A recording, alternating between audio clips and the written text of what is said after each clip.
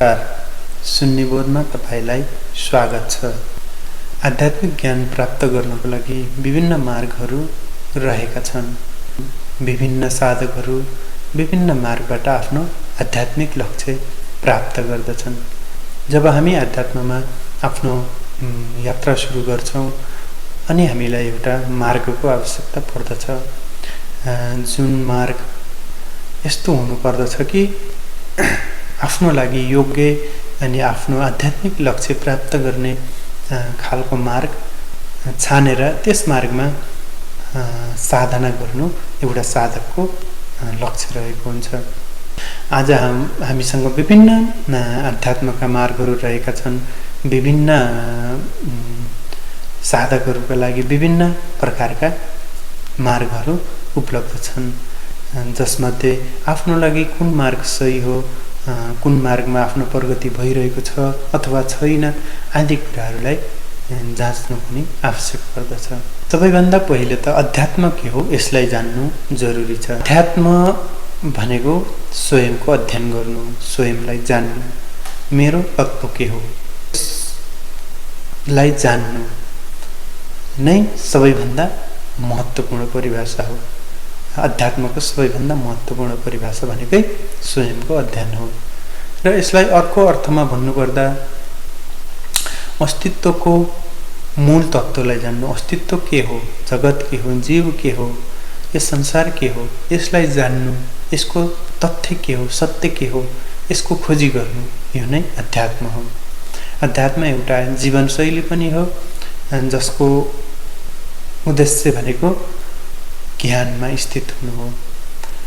यदि स्वयंलाई जान्नु, स्वयंको ज्ञानबाट फरक अन्य कुनै कार्य भइरहेको छ भने त्यो कुनै अध्यात्म होइन। अध्यात्मले सिधा तपाईलाई स्वयंसँग परिचित गराउनु पर्दछ, तब मात्र त्यसलाई अध्यात्म भन्न सकिन्छ। स्वयंलाई जान्नु, स्वयंको ज्ञान प्राप्त गर्नको लागि विभिन्न मार्गहरू रहेका छन्। जसरी तपाई कुनै ठाउँमा या जानु छ भने तपाईको गन्तव्य स्थलमा पुग्नको लागि विभिन्न मार्गहरू हुने गर्दछन्। तपाई सडक रोज्न सक्नुहुन्छ, तपाई हवाई रोज्न सक्नुहुन्छ, तपाई रेल मार्ग रोज्न सक्नुहुन्छ, तपाई सडकमा पनि कार रोज्न सक्नुहुन्छ, बस रोज्न सक्नुहुन्छ। यसरी नै तपाई कुनै पनि आध्यात्मिक साधना सुरु गर्नुभन्दा पहिले तपाईलाई कुनै पनि आध्यात्मिक मार्गको आवश्यकता पर्दछ। त्यसपछाडि तपाईले त्यस आध्यात्मिक मार्गको गुरुसँग दीक्षा लिएर आफ्नो आध्यात्मिक साधना सुरु गर्नु पर्दछ। कुनै पनि अवस्थामा तपाईले बिना गुरु बिना मार्ग मनगढन साधना गर्नुभयो भने त्यसले तपाईलाई सोचे जस्तो फल नदिन पनि सक्छ। त्यसैले अध्यात्ममा आफ्नो मार्ग सुनिश्चित गरी समयलाई खेर नफाली सही मार्ग छनौट गरी आफ्नो साधना अगाडि बढाउनु आवश्यक हुन्छ। यस्तै नै विभिन्न मार्गहरूको बीचमा रहेको छ एउटा ज्ञान मार्ग, जसको बारेमा म तपाईलाई यहाँ बताउने छु। किनकि ज्ञान मार्ग मेरो आफ्नो स्वयंको मार्ग भएको कारणले गर्दा म तपाईहरूलाई यहाँ ज्ञान मार्ग सम्बन्धी विषयहरूमा ज्ञान मार्गका प्रश्न उत्तरहरू हल गर्ने तथा शंकाको समाधान गर्ने प्रयास गर्नेछु। यो मेरो ज्ञान प्रसारको पहिलो भिडियो हो। त्यसैले तपाईहरूको सुझाव सल्लाह अनि प्रतिक्रियाको पनि म अपेक्षा राख्दछु। ज्ञान मार्ग एउटा आध्यात्मिक मार्ग हो, जसको लक्ष्य भनेको अज्ञानको नाश गर्नु हो। अब अज्ञान के हो त? अज्ञान हाम्रो विभिन्न मान्यता धारणा, जसको पछाडि अनुभव छैन, ज्ञान छैन, जसको पछाडि कुनै तर्क छैन, अनुभव छैन, त्यो नै के हो त? मान्यता, अज्ञान हो। यही अज्ञानलाई नष्ट गर्नु नै ज्ञान मार्गको लक्ष्य रहेको छ। जो मैले मानेर बसेको छु यो सही हो कि गलत हो, यो सही हो भने यसको प्रमाण के छ आदि आदि, यसरी ज्ञान मार्गले व्यक्तिमा भएको व्यक्तिको अज्ञानलाई नष्ट गर्दछ र यसले सिधा हामीलाई स्वयंसँग परिचित गराउँदछ। यो सिधा मार्ग हो, किनकि यसमा कुनै पनि किसिमको साधना अथवा कुनै पनि किसिमको आसन प्राणायाम आदि इत्यादि केही साधनहरू प्रयोग गरिँदैन। यो बुद्धि प्रधान मार्ग हो। त्यसैले जसको बुद्धि सही चलिरहेको छ, जो मान्यताले भरिएका छैनन्, जसले आफूलाई खाली गरेका छन् र जोसँग आफूलाई नै प्रश्न गर्ने साहस छ, उनीहरूका लागि यो मार्ग उपयुक्त हुन्छ। मान्यताले भरिएका कट्टरवादी बन्द दिमागी स्थिति भएका व्यक्तिहरूका लागि, साधकहरूका लागि यो मार्ग उपयुक्त हुँदैन कि यसले फल नै दिँदैन। त्यसैले केही लक्षणहरू कुनै पनि मार्गको लागि उपयुक्त हुने छ। विवेक छ, तार्किक क्षमता जसको अधिक छ, तिनीहरूका लागि यस मार्गमा सफलता मिल्दछ। ज्ञान मार्ग एउटा जीवनशैली पनि हो। कस्तो जीवनशैली भन्दाखेरि जब सत्यको ज्ञान हुन्छ, जब स्वयंको ज्ञान हुन्छ, त्यस ज्ञानमा स्थित रहनु, सदा नित्य निधिध्यासनमा रहनु नै यो अध्यात्मको लक्ष्य पनि रहेको छ। र ज्ञान मार्गमा पनि हामी जब स्वयंको ज्ञान हुन्छ अनि त्यस पछाडि त्यस ज्ञानमा सदा स्थित रहन्छौँ। यो एउटा जीवनशैली हो। यो यस्तो होइन कि कुनै समय गरियो अनि त्यसपछि छोडियो। यो सम्पूर्ण यो जीवनभर नै चल्ने एउटा प्रक्रिया हो। ज्ञान मार्गमा साधना कसरी गरिन्छ त? ज्ञान मार्गमा 3 प्रकारको साधना बताइएको छ। पहिलो रहेको छ श्रवण, मनन अनि निधिध्यासन। यसरी 3 भागमा यसलाई विभाजन गरिन्छ। श्रवणमा के हुन्छ त? कुनै पनि गुरुलाई अथवा कुनै पनि शास्त्र अध्ययन गर्नु, कुनै पनि गुरुको वचन सुन्नु, वाणी सुन्नु, त्यसलाई त्यो नै के हो त? श्रवण हो। आध्यात्मिक ज्ञानलाई सुन्नु, गुरुको वचन सुन्नु, प्रवचन सुन्नु, यो चाहिँ के हो त? श्रवणभित्र पर्दछ। यसमा तपाईको लक्ष्य के रहेको हुन्छ त? आध्यात्मिक ज्ञान ग्रहण गर्ने, कसरी आध्यात्मिक ज्ञान प्राप्त गर्ने, कसरी स्वयंको ज्ञान प्राप्त गर्ने, यसमा तपाईको लक्ष्य रहेको हुन्छ। र यो ज्ञानको लागि तपाईले आफू भन्दा पनि गुरुको वचन तपाईले सुन्नुहुन्छ। यो रह्यो पहिलो अवस्था श्रवण। दोस्रो रहेको छ मनन। जब तपाईले गुरुको अथवा कुनै पुस्तक सुन्नुहुन्छ, त्यसलाई तपाईले सत्य असत्य छुट्याउने, आफ्नो अनुभवमा त्यसलाई लेखाजोखा राख्ने, यो सत्य हो कि असत्य हो, मेरो अनुभवले के भन्छ त? अथवा गुरुलाई प्रश्न गर्ने, यो मैले बुझिनँ, यहाँनिर मेरो अनुभव यस्तो छ भनेर त्यसको लेखाजोखा गर्ने, सत्य असत्य छुट्याउनु नै के हो त? मनन हो। जस्तो कि मैले तपाईलाई चिनी गुलियो हुन्छ भने त्यो तपाईको लागि एउटा श्रवण भयो। तपाईले सुन्नुभयो चिनी गुलियो हुन्छ। अब तपाईले यसको सत्य असत्यता छुट्याउनु पर्यो। यसरी मानेर जानु त भएन, किनकि ज्ञान मार्गमा मान्नु भन्दा जान्नुलाई प्राथमिकता दिन्छ। मान्नु त यहाँनिर वर्जित गरिएको छ, त्यसैले निषेधित छ मान्नु। त्यसैले यो जान्नुभयो तपाईले चिनी गुलियो हुन्छ।